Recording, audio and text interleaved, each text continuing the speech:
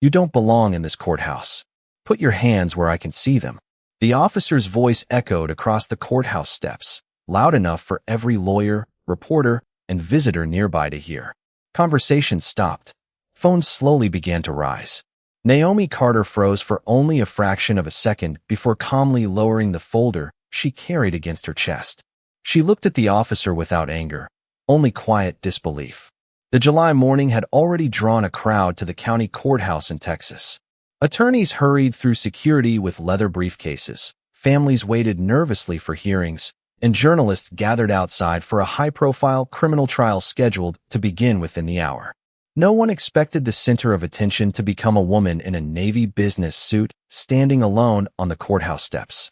Officer Derek Lawson took another step toward her, his hand resting on his holster. Beside him, Officer Tyler Briggs scanned Naomi from head to toe with an expression that suggested he had already made up his mind. "Show us your ID," Lawson demanded. Naomi reached slowly toward her handbag.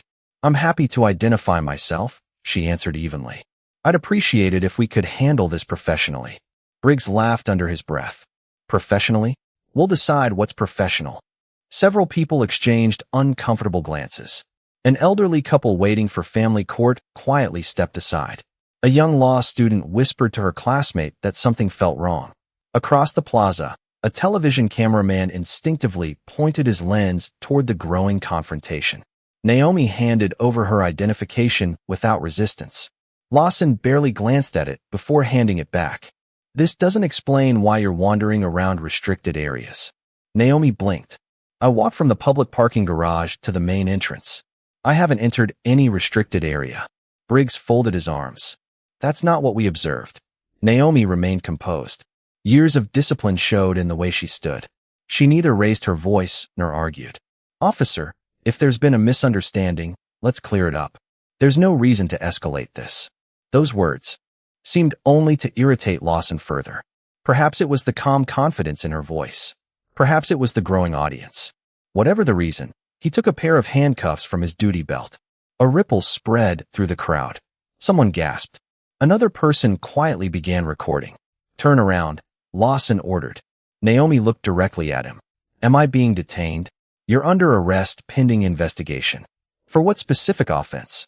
Lawson hesitated for the briefest moment before replying. "Failure to comply with a lawful investigation." Naomi slowly placed her folder on a nearby stone bench. Inside were neatly organized legal documents prepared for that morning's proceedings. She took one measured breath before turning around without resistance. The metallic click of the handcuffs echoed across the courthouse entrance. Several bystanders visibly flinched. One reporter quietly spoke into a microphone while her producer signaled to keep filming. A courthouse maintenance worker shook his head in disbelief. "She hasn't done anything," someone whispered from the crowd. Briggs turned toward the onlookers. "Move along. This is official police business." Instead of leaving, even more people stopped to watch. Smartphones continued recording from every angle. Naomi stood silently with her hands restrained behind her back. There was no panic on her face. No shouting. No pleading. Only a calm expression that somehow made the entire scene feel even more unsettling. Lawson searched her handbag while Briggs questioned her in an increasingly confrontational tone. "Who are you meeting here?" "I have business inside the courthouse." "What business?" Naomi paused. "Official business." Briggs smirked. "That's convenient." The answer drew a few skeptical looks from the officers, but several courthouse employees exchanged puzzled expressions. Something about the woman's confidence didn't fit the picture the officers seemed determined to paint. Inside the courthouse lobby, security staff began checking their watches. A clerk glanced toward the entrance doors, wondering why one of the morning's most important arrivals had not yet appeared. Outside, under the bright Texas sun, the circle of witnesses continued to grow. None of them realized that within minutes, the entire balance of power on those courthouse steps was about to change, and that the officers standing so confidently beside their patrol vehicle would soon wish this encounter had never happened. The handcuffs remained locked around Naomi Carter's wrists as the circle of spectators continued to grow. Every passing second seemed to attract another attorney, another courthouse employee, another citizen curious enough to stop and watch. More phones appeared in the air. A local television crew quietly repositioned its camera, sensing that what had started as an ordinary courthouse morning was becoming something much larger. Officer Derek Lawson noticed the cameras but refused to back down. In his mind, retreating now would look like weakness. "Search the bag again," he ordered. Officer Tyler Briggs emptied Naomi's handbag onto the hood of the patrol vehicle. Pens, legal folders, reading glasses, a leather planner, and neatly organized documents were spread across the surface. Briggs flipped through the papers carelessly before tossing them back into a pile. "Looks expensive," he muttered. "People can buy nice things." Naomi remained silent for several seconds before speaking in the same measured tone she had maintained since the encounter began. "Those documents are official legal materials. Please handle them carefully." Briggs smiled sarcastically. "You'll tell us what's important after we finish our investigation." A middle-aged attorney standing nearby finally stepped forward. "Officers," he said politely, "I've been watching this for several minutes. Has she been informed of the reason for her arrest?" Lawson turned sharply toward him. "Sir, this doesn't concern you." "Actually," the attorney replied calmly, "public arrests on courthouse property concern everyone standing here." Lawson ignored the comment and turned back toward Naomi.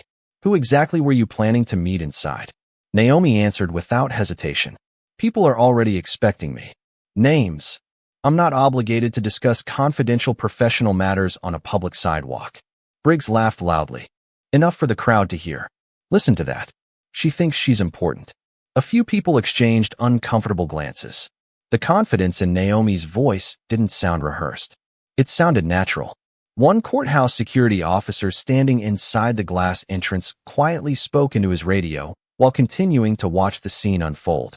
Something about the woman outside seemed strangely familiar, though he couldn't immediately place her. Inside the building, the atmosphere had begun to change. Court clerks checked schedules repeatedly.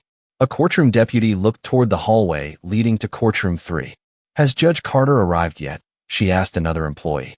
The clerk frowned. "No, that's unusual. She's never late." Another staff member attempted to call Naomi's office, but received no answer. Meanwhile, outside, Lawson continued questioning her as though none of those developments existed. "You keep saying people are waiting for you," he said. "Who?" Naomi looked directly at him. "If you'll allow me to make one phone call, this misunderstanding can be resolved in less than 2 minutes." Lawson immediately shook his head. "You're not giving orders here. I'm making a reasonable request." "Denied." Briggs stepped closer and lowered his voice just enough that only Naomi and the nearest witnesses could hear. "You should have thought about this before trying to walk in here pretending you belonged." Naomi met his eyes without flinching. "I never pretended anything." Those 6 words unsettled more than one person listening. The law student who had been recording since the beginning whispered, "She doesn't sound scared at all." Her friend nodded. "She sounds like she knows something they don't." Across the plaza, another courthouse employee emerged through the main entrance carrying a clipboard. He paused when he saw the growing crowd surrounding the patrol car. "What's happening?" he asked a deputy clerk. "Nobody seems to know," she replied. "But courtroom 3 is still waiting." The employee frowned. "Judge Carter has a sentencing hearing in less than 15 minutes. They both instinctively looked toward the woman standing in handcuffs across the street. But, from that distance, neither could clearly see her face. Lawson suddenly picked up Naomi's leather planner. Tucked inside was a courthouse parking permit with an official seal. He studied it briefly before handing it to Briggs. "Probably fake," Briggs said dismissively. "People counterfeit these all the time." Naomi quietly answered, "You could verify it in less than 60 seconds. Neither officer responded. Instead, Lawson instructed Briggs to place the documents back into the evidence bag. The decision drew visible concern from several witnesses. "This is getting out of hand," someone whispered behind the reporters. A gray-haired woman standing near the courthouse entrance folded her arms. "Those officers aren't listening to a single thing she's saying." Inside the building, concern was quickly becoming urgency.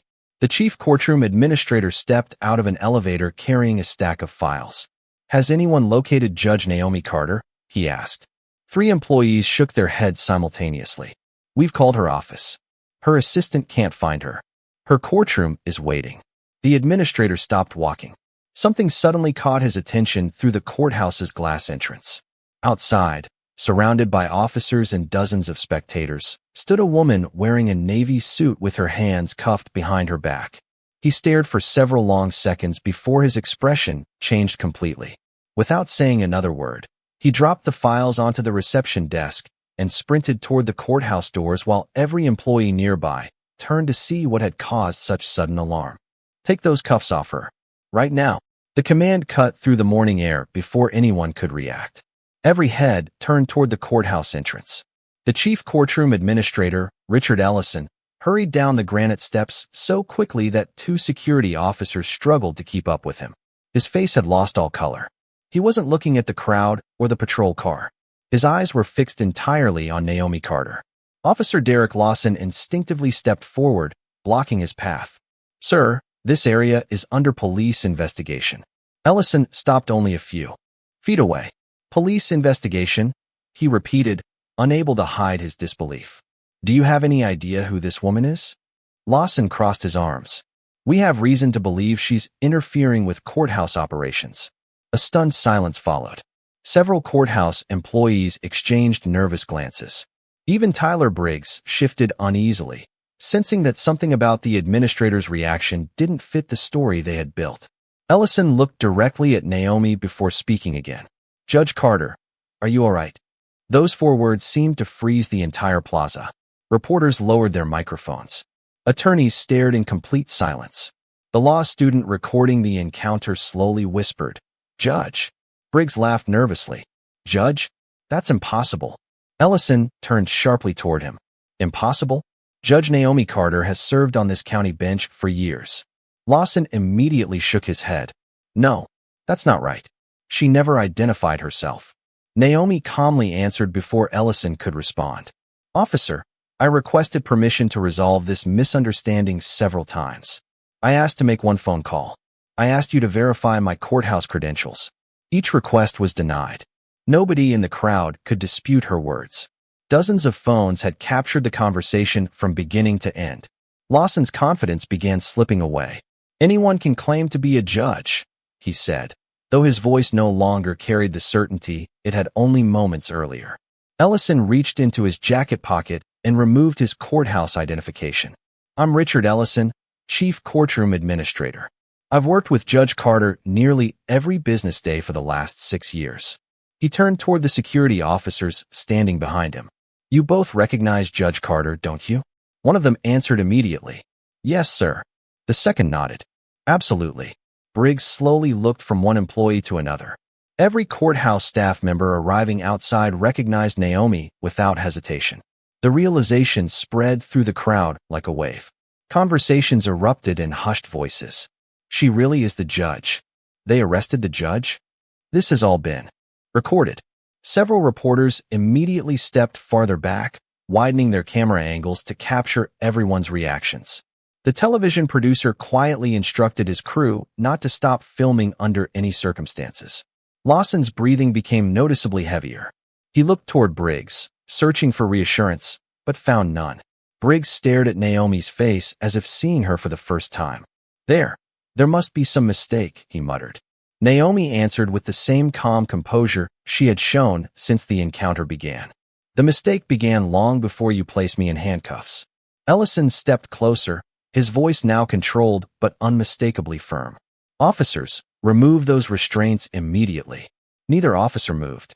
For several uncomfortable seconds they simply stood there. Finally Lawson reached for the handcuff key with visibly trembling fingers.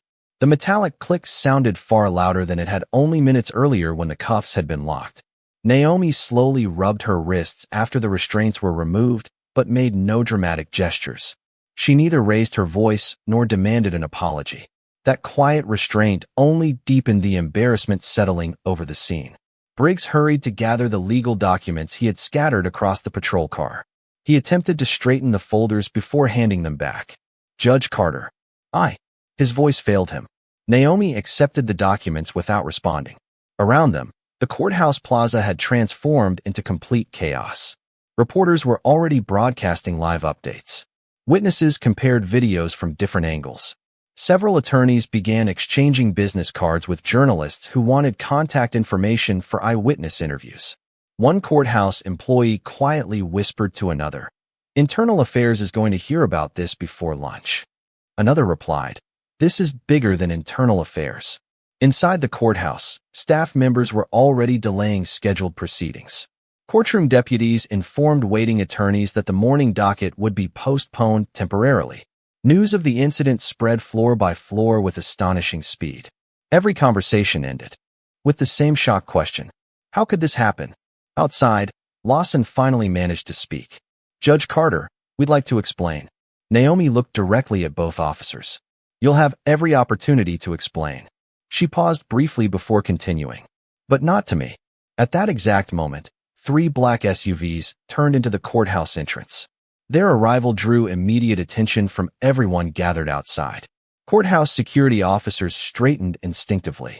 Senior police supervisors stepped out of the lead vehicle alongside representatives from the department's Professional Standards Division.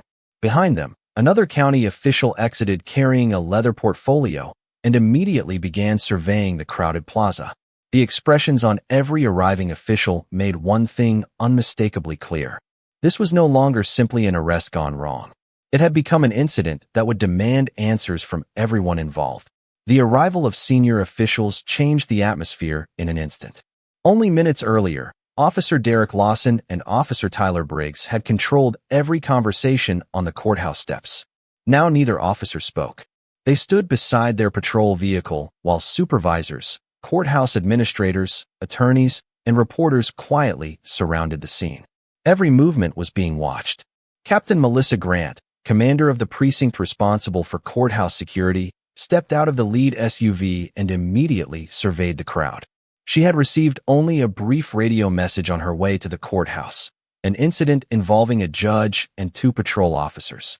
Judging by the number of cameras pointed toward the entrance, she already suspected the situation was worse than the dispatcher had described. "Who was the ranking officer here?" she asked. Lawson reluctantly raised his hand. "I am, Captain. Walk me through exactly what happened." Lawson began speaking with far less confidence than before. "We observed suspicious behavior near the courthouse entrance and initiated an investigative stop." Captain Grant looked toward Naomi Carter. "Judge Carter, would you like to add anything at this point?" Naomi answered calmly. "Only that I fully cooperated from the beginning. I identified myself when asked. I requested that my credentials be verified. I requested permission to make a phone call. Each request was denied." Grant nodded once before turning toward the growing crowd. "Were there witnesses from the beginning?" Nearly 20 hands went up simultaneously. The captain exchanged a quick glance with one of the investigators from Professional Standards. "We'll need statements from everyone willing to provide one." That announcement caused another wave of whispers to move through the crowd. Several reporters immediately contacted their newsrooms. Live coverage expanded from a local courthouse story into breaking county news. Professional Standards investigator Daniel Pierce approached Lawson and Briggs with a small evidence notebook. "Gentlemen," he said evenly, "from this point forward, preserve every document, body camera recording, dispatch log, and radio communication connected to this incident." Briggs swallowed hard. Body cameras were recording. Pierce looked directly at him. "Good. Then the recordings will speak for themselves." Those words seemed to land heavily on both officers. They knew the cameras had captured every request Naomi had made, every response they had given, and every opportunity they had declined to verify her identity. There would be no uncertainty about the sequence of events. Nearby, Courthouse Security Supervisor Linda Morales approached Captain Grant carrying a tablet. "Captain, our exterior surveillance cameras cover this entire entrance." Grant accepted the tablet. "Continuous recording?" "Every second. No blind spots." Morales shook her head. "None." Lawson quietly closed his eyes for a brief moment. Even if someone questioned the witness videos, the courthouse surveillance system had recorded everything from multiple fixed angles. There would be no missing context. Meanwhile, Richard Ellison quietly escorted Naomi toward a shaded seating area near the entrance. "Judge Carter, would you prefer to postpone today's proceedings?" Naomi looked toward the courthouse doors where attorneys and litigants continued waiting. "No. The people inside deserve their day in court. I'll begin as soon as practical." Ellison studied her for a moment. "After everything that's happened, you're still planning to preside this morning?" Naomi offered a faint, restrained smile. The court exists to serve the public, not my emotions. Several nearby attorneys overheard the exchange. One quietly remarked, "That's exactly why she's respected." Another nodded silently. Across the plaza, Investigator Pierce began reviewing preliminary information with dispatch personnel. The radio logs showed no report of a crime involving Naomi Carter before the officers stopped her. There had been no emergency call, no victim description, and no warrant associated with her name. The original justification appeared increasingly difficult to explain. Captain Grant returned to Lawson. "Did dispatch instruct you to detain Judge Carter?" "No, Captain." "Did any witness report criminal activity?" Lawson hesitated. "No." "Did Judge Carter refuse lawful instructions?" Lawson glanced briefly toward Briggs before answering. "She cooperated." Grant remained silent for several long seconds. The absence of answers was becoming more revealing than any explanation. At that moment, another official vehicle arrived carrying representatives from the County Judicial Administration Office. Their director, Eleanor Whitmore, walked directly toward Naomi. "Judge Carter," she said quietly. "The chief administrative judge has been informed. He asked me to make sure you're all right." Naomi thanked her with a simple nod. Whitmore then turned toward Captain Grant. "The judiciary will fully cooperate with your investigation. We also request preservation of every recording related to this incident." "Already in progress," Grant replied. Around them, technicians began marking camera locations while investigators documented witness positions on a courthouse map. The scene no longer resembled the aftermath of an ordinary arrest. It resembled the careful reconstruction of an event that would later be examined frame by frame. Lawson watched the investigators work in growing silence. Only 30 minutes earlier, he believed he was demonstrating authority in front of a crowd. Now every decision he had made was becoming evidence. Briggs quietly asked, "Captain, are we still on duty?" Grant looked at both officers with a professional but unmistakably serious expression.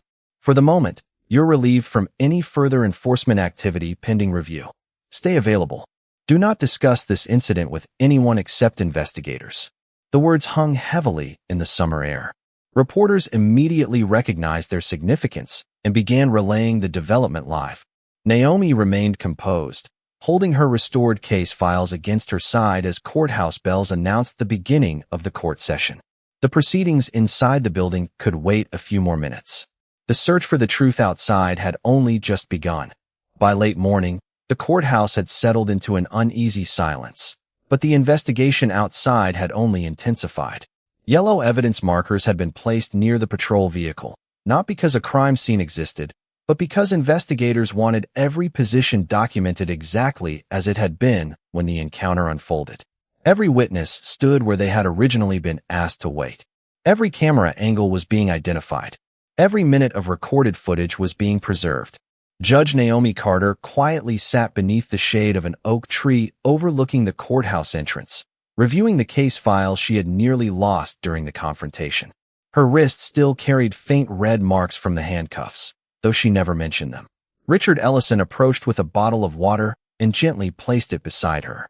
"The courtroom is ready whenever you are," he said softly. Naomi closed the folder in her lap. "Have the families been informed about the delay?" "Yes." "Then they shouldn't have to wait much longer." Ellison hesitated before asking the question that had been on everyone's mind. "How are you staying this calm?" Naomi looked toward the courthouse doors where attorneys continued entering for afternoon proceedings. "Because if I lose control now, people will remember my reaction instead of what happened." A few yards away, investigator Daniel Pierce sat inside a mobile command vehicle, reviewing body camera footage with Captain Melissa Grant. The recording began the moment officers Lawson and Briggs exited their patrol vehicle. There was no report of suspicious activity over the radio beforehand. No emergency dispatch. No description matching Naomi Carter. The officers had initiated contact entirely on their own. Pierce replayed the first several minutes without speaking.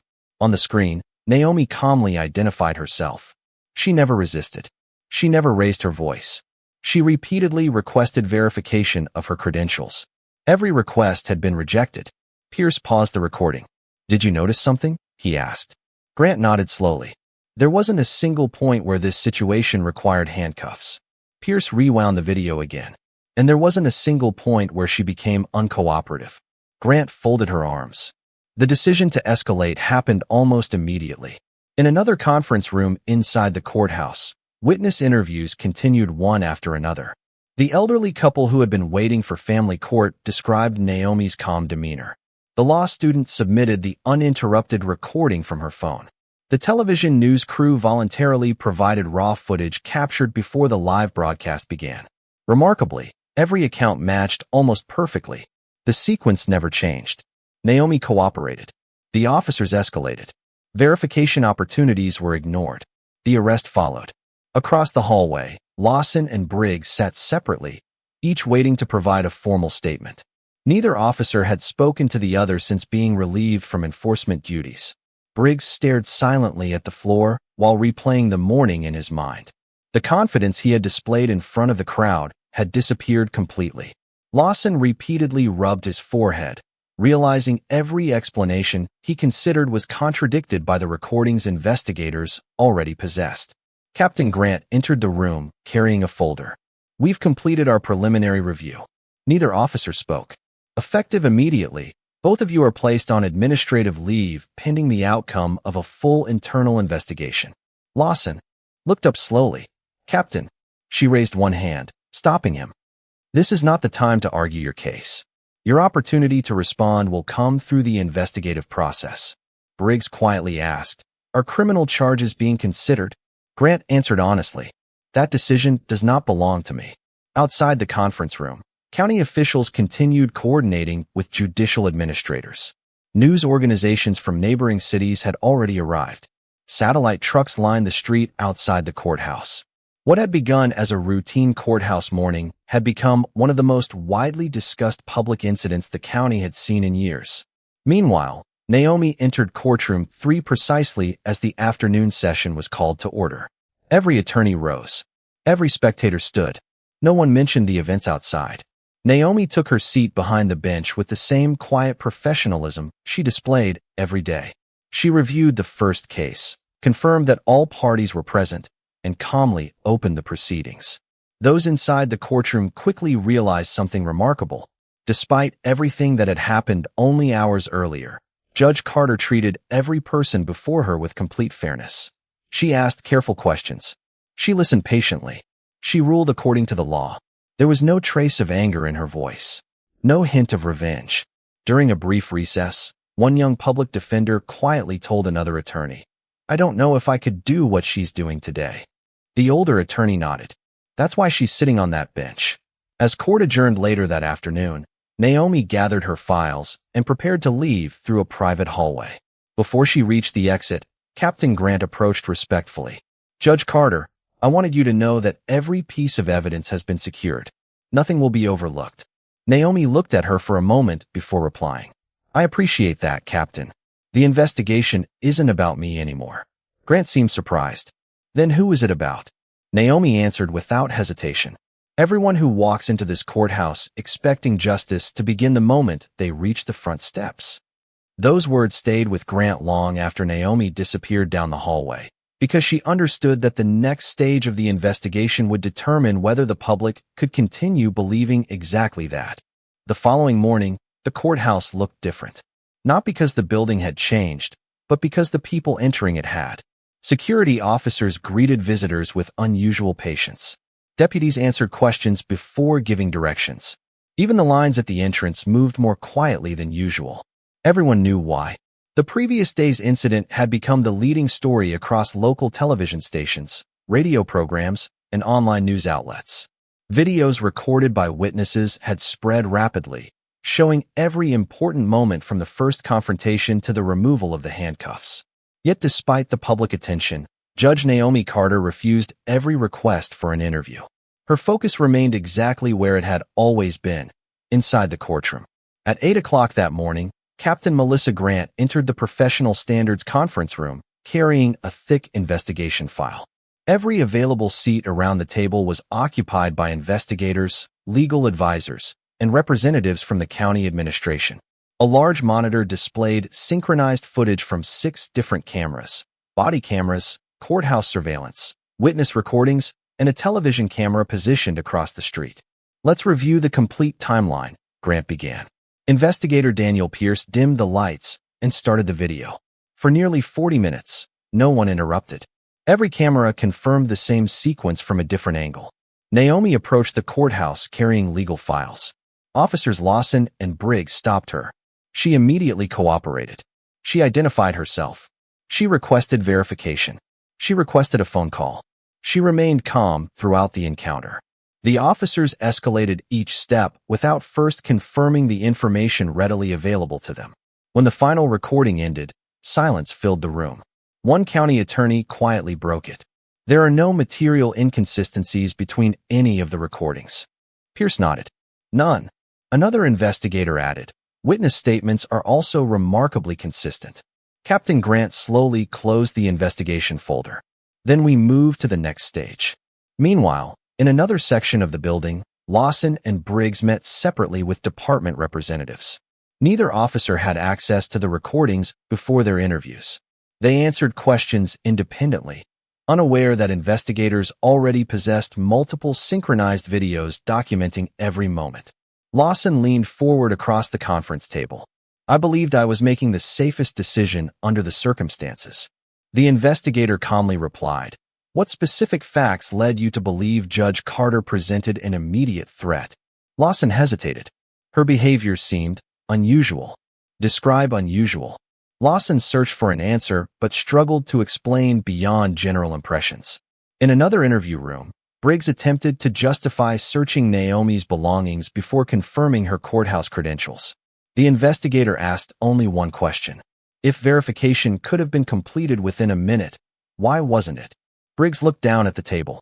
Several long seconds passed before he quietly answered, I don't have a good explanation. Across the hall, county officials met with judicial administrators to discuss broader concerns. Chief Administrative Judge Harold Bennett addressed the group with measured professionalism. This investigation is not about protecting judges from accountability, he said. It is about ensuring that every citizen who approaches this courthouse receives fair treatment under the law. Everyone in the room understood the importance of those words. The issue extended far beyond one mistaken arrest. Public confidence in the justice system depended upon how transparently the situation was handled. Later that afternoon, Naomi concluded another full day of hearings. As she left the courtroom, Richard Ellison handed her a sealed envelope. This arrived from the county administration. Naomi opened it carefully. Inside was a formal letter expressing appreciation for her professionalism throughout the investigation and confirming that an independent review panel would oversee the remaining process to ensure impartiality. Naomi folded the letter and placed it back into the envelope. That's reassuring, she said quietly. Ellison smiled slightly. Many people have noticed the way you've handled this. Naomi looked toward the nearly empty courtroom. I hope they notice something else.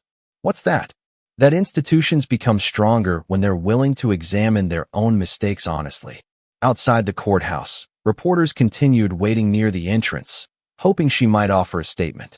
Instead, Naomi walked calmly to her car without stopping. She knew that public attention would eventually fade. The investigation, however, would continue long after the cameras disappeared. Back inside police headquarters, Captain Grant completed her preliminary recommendations. She signed the final page before placing the document into a confidential envelope addressed to the department's disciplinary review board. Investigator Pierce read the closing paragraph one final time before sealing the file. Based upon the available evidence, including officer body camera recordings, courthouse surveillance, witness testimony, and official documentation, the investigative findings support moving this matter to formal departmental review for determination of appropriate administrative action. Grant set down her pen. The evidence will speak for itself. As evening settled over the city, both Naomi Carter and the officers who had arrested her prepared for the next chapter in very different ways. Naomi organized tomorrow's case files with the same quiet discipline she had followed for years. Lawson and Briggs waited for decisions they could no longer influence. The facts had already been preserved. The witnesses had already spoken. The recordings had already been reviewed. From this point forward, the outcome would no longer depend on assumptions or appearances. It would depend on evidence, accountability, and the very principles of justice that the courthouse had been built to protect. 5 days after the arrest, the county administration building was unusually quiet. There were no television cameras inside the hearing room, no reporters taking photographs, and no spectators filling the gallery. Unlike the public confrontation on the courthouse steps, this stage of the process unfolded according to established procedures. Behind closed doors, evidence, not headlines, would determine what happened next. Judge Naomi Carter had not requested special treatment, nor had she asked to attend the administrative review. Through her attorney, she had submitted a simple statement confirming her full cooperation with investigators and expressing confidence in the review process. The integrity of the outcome depends upon the integrity of the process, her written statement concluded. Those words were read into the official record before the hearing began. At the front of the room, members of the Disciplinary Review Board carefully examined the investigation file prepared by professional standards.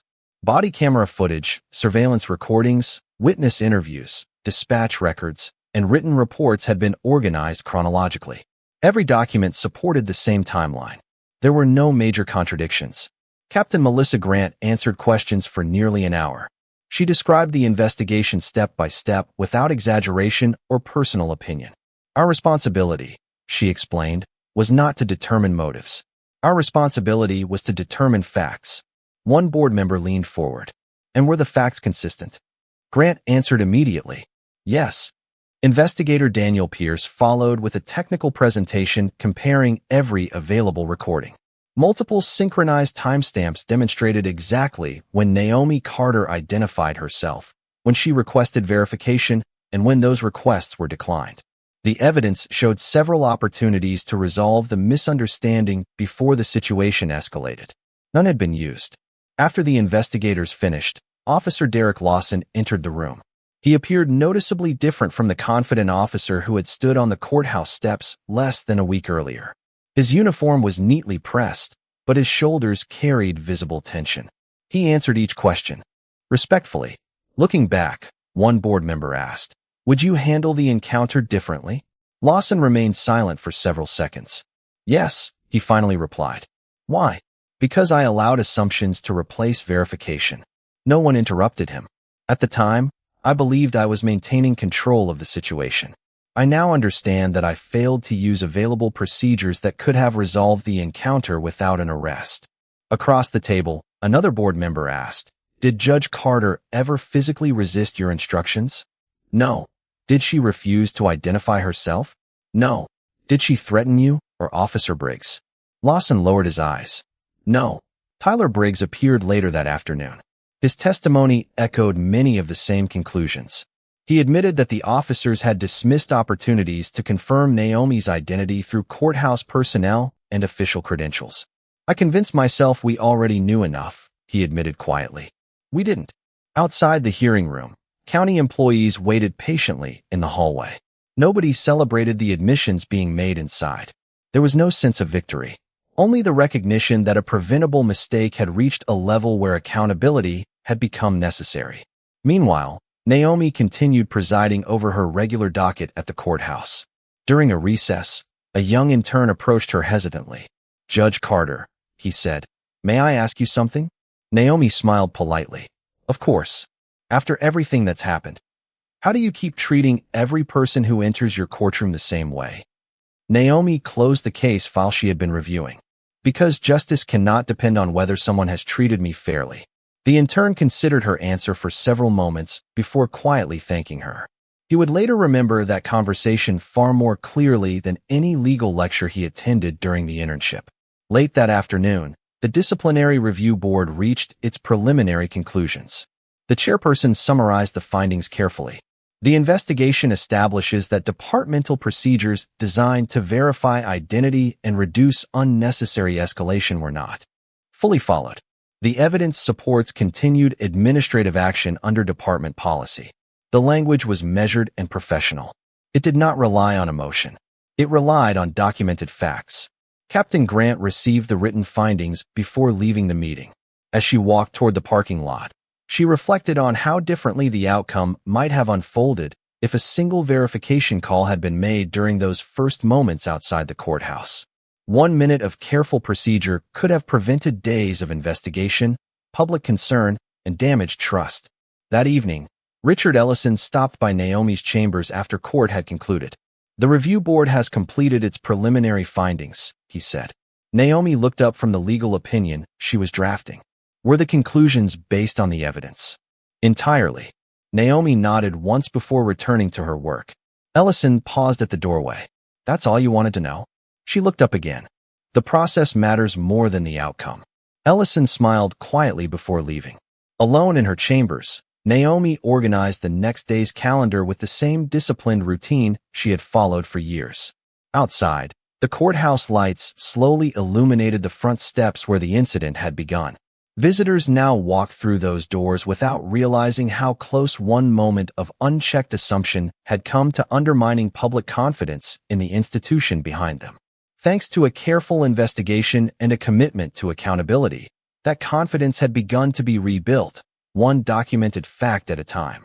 Nearly 3 weeks after the incident, the county announced that the administrative review had reached its conclusion. Unlike the dramatic morning when Judge Naomi Carter had been placed in handcuffs before a crowd of strangers, the announcement came quietly through an official press release. It contained no emotional language and assigned no conclusions beyond what the documented evidence supported. The statement confirmed that the investigation had been completed after reviewing body camera recordings, courthouse surveillance footage, witness statements, dispatch records, and departmental policies. Appropriate administrative action had been taken in accordance with established procedures, and the department would implement additional training focused on verification procedures, professional communication, and decision-making during public encounters. By mid-morning, reporters once again gathered outside the courthouse. This time, however, the atmosphere felt completely different. There were no raised voices, no flashing emergency lights, and no confusion. Citizens walked through the entrance without interruption while courthouse staff continued their normal routines. The building had returned to its familiar rhythm, but everyone who worked there understood that something important had changed. Captain Melissa Grant stood before a small group of reporters and delivered a brief statement. "Our responsibility is to maintain public trust through accountability and professionalism. The department has completed its internal process, and we remain committed to learning from this incident." She declined to discuss confidential personnel matters, answered several procedural questions, and then returned inside without further comment. Across town, Judge Naomi Carter spent the morning hearing civil cases exactly as she had every day since returning to the bench. Attorneys continued presenting arguments. Witnesses testified. Families waited anxiously for decisions that affected their lives. Naomi approached every case with the same patience and careful attention that had earned the respect of colleagues long before the events outside the courthouse. During the afternoon recess, Richard Ellison entered her chambers carrying several letters that had arrived over the previous week. "More?" Naomi asked with a faint smile. "Quite a few more," Ellison replied. Some letters came from local residents expressing appreciation for her professionalism. Others came from law students who said the incident had reminded them why fairness and restraint mattered inside every courtroom. One envelope contained a handwritten note from the elderly couple who had witnessed the arrest on the courthouse steps. They thanked Naomi not for winning public sympathy, but for demonstrating dignity during an extremely difficult moment. Naomi read the letter carefully before placing it back into the envelope. "Please send them a thank you note," she said. "I'd like them to know their kindness was appreciated." Ellison nodded. "I'll take care of it." Later that afternoon, Captain Grant requested a brief meeting with Naomi after court adjourned. The two women met in a quiet conference room overlooking the courthouse plaza. Through the window, visitors entered the building peacefully while deputies greeted them with polite professionalism. Grant looked toward the entrance before speaking. "Things feel different out there now." Naomi followed her gaze. "They do." Grant hesitated for a moment. "I wanted to tell you personally that new verification procedures have already been incorporated into officer training. Every academy class and courthouse assignment will review this incident as part of professional decision-making instruction." Naomi remained silent for a few seconds before responding. "Then something constructive has come from all of this." Grant smiled slightly. "More than one thing." She paused before continuing. "Several younger officers told me they never realized how quickly assumptions could influence judgment until they watched the recordings." Naomi folded her hands on the conference table. Experience teaches us many lessons. Wisdom comes from choosing to learn them. The conversation ended with a quiet handshake rather than a dramatic farewell. Neither woman viewed the meeting as a victory. Both understood it as another step towards strengthening the institutions they served.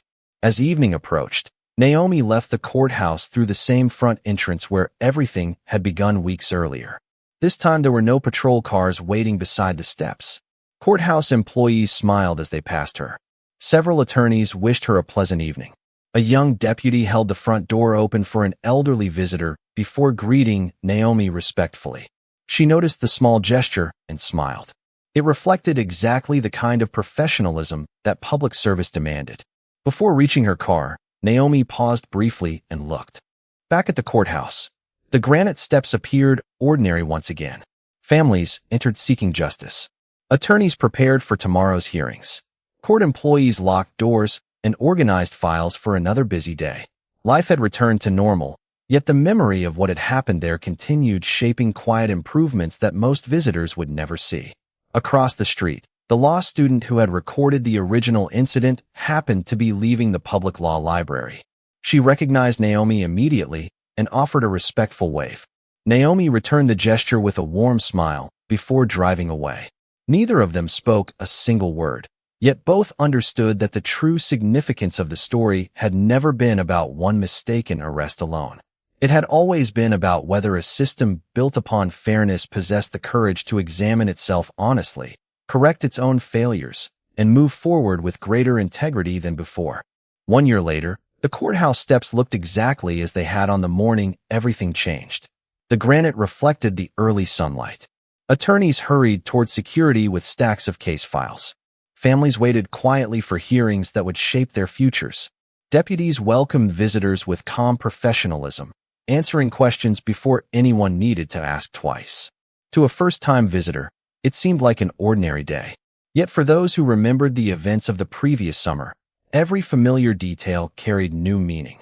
Judge Naomi Carter arrived just before 8 o'clock, carrying the same leather folder she had carried on the day she was mistakenly arrested. As she approached the entrance, several deputies greeted her respectfully. "Good morning, Judge Carter." She returned each greeting with the same warm smile she offered every morning. There was no hesitation in her steps, no visible reminder of the difficult memory attached to that place. She had chosen long ago not to let one painful experience define how she approached the work she loved.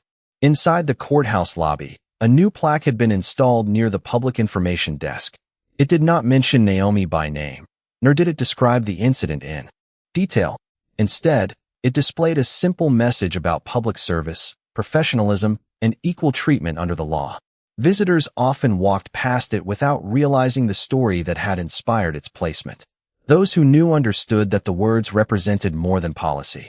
They represented a promise. Later that morning, Naomi welcomed a new group of judicial interns beginning their first week at the courthouse. Some recognized her immediately from news reports they had seen months earlier. Others knew only that she was one of the county's most respected judges.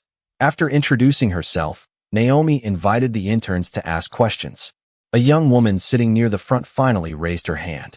"Judge Carter," she asked carefully, "what is the most important quality for anyone working in the justice system?" The room became completely silent. Naomi looked around at the future attorneys, clerks, and public servants seated before her. "Humility," she answered. Several interns looked surprised. She continued, "Knowledge is essential. Experience matters. Confidence has its place. But humility reminds us that we may not know everything about the person standing in front of us. It encourages us to verify before we conclude, to listen before we judge, and to remember that every individual deserves to be treated with dignity." The interns quietly wrote down her words. None of them realized they had just heard the lesson that had quietly guided Naomi through the most difficult moment of her professional life. After the orientation ended, Richard Ellison walked beside Naomi through the courthouse hallway. "That answer seemed to resonate with them," he said. Naomi smiled. "I hope it stays with them longer than any lecture on procedure." Ellison nodded thoughtfully. Sometimes the simplest lessons are the hardest to learn. That afternoon, Captain Melissa Grant stopped by the courthouse to deliver updated training materials developed jointly by the police department and the county judiciary. The program emphasized communication, verification, de-escalation, and professional decision-making during public encounters. Officers assigned to courthouse security would now complete the training before beginning their duties. Grant handed Naomi a copy of the curriculum. "Your experience helped shape this," she said. Naomi looked through the pages for a moment before closing the binder. "Then I hope it prevents someone else from living it." Grant extended her hand. "That's exactly what we hope." They shook hands quietly before returning to their respective responsibilities. Neither woman viewed the document as the end of a story. They saw it as the beginning of better practice. As the workday came to a close, Naomi exited through the courthouse's front doors. The evening sun cast long shadows across the same steps where cameras had once captured confusion and confrontation. Today, children waited patiently beside their parents. Elderly visitors accepted directions from courteous deputies. Attorneys discussed tomorrow's hearings while walking toward the parking lot. The entrance reflected exactly what every courthouse should represent: order, respect, and equal access for every person who approached its doors. Naomi paused briefly before descending the final step. She glanced once toward the place where the patrol car had been parked a year earlier. The memory remained, but it no longer carried anger.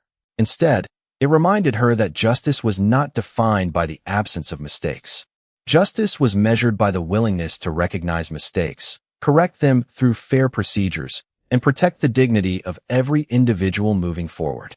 She smiled softly before continuing toward her car, knowing that the most meaningful victories rarely arrive through applause or headlines. They appeared quietly, one respectful interaction at a time, one careful decision after another, and one person choosing fairness over assumption. Behind her, the courthouse doors remained open as another visitor entered, greeted politely by a deputy whose first instinct was not to judge, but to help. For Naomi Carter, that simple moment was the ending she had hoped for all along. Not because it erased the past, but because it showed that the lessons learned from it would continue shaping the future long after the headlines had faded.